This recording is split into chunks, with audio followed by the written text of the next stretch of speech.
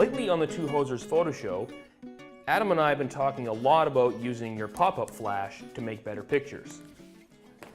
In the very near future, we're going to start talking about how to add an external speed light onto your camera to get even better results. Now, consider this to be sort of a teaser. In fact, I'm not even sure Adam knows how to do this, so let's talk a little bit today about high-speed sync. Now, what is high-speed sync? First of all, let's look inside your camera and figure out what's going on with the shutter before we can move on to how that works. So these pieces of paper are going to represent the two curtains of our shutter. Okay? So when we make an image, it starts off closed, the first curtain opens, light comes in, second curtain closes, we're done. And it resets back. Now that can happen over a long period of time, or it can be very quick.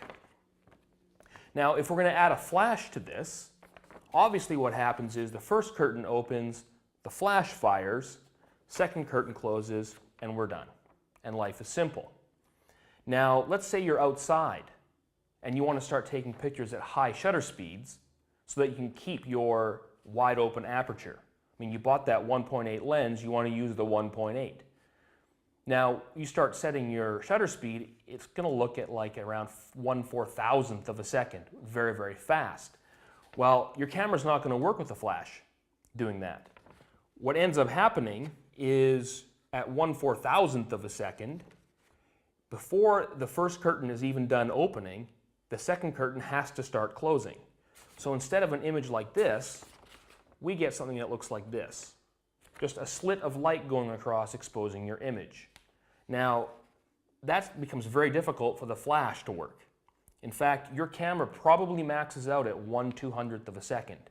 Some go to 1/250th, some even go up to 1/500th, but that's rare.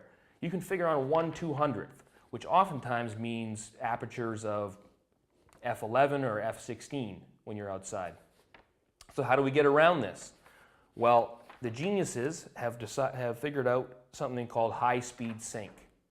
Now, what ends up happening is you set your flash to HSS or high-speed sync. Have a look in the manual.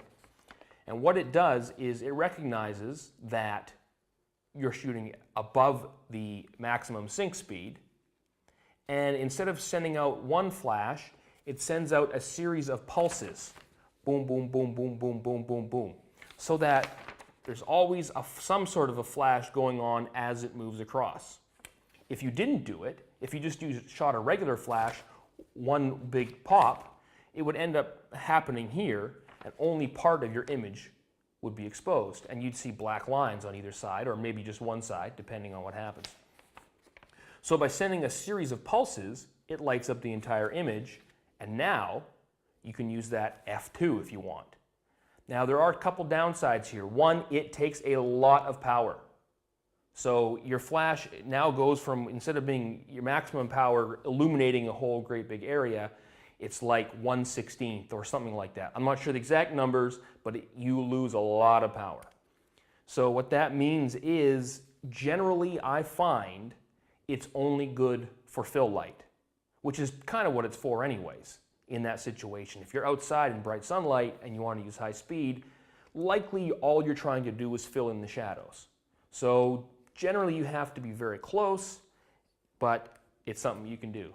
So go out there and give that a try. Set your camera to 1/4000th, your flash or speed light, whatever you want to call it, to high speed sync, and start taking pictures with a wide open aperture.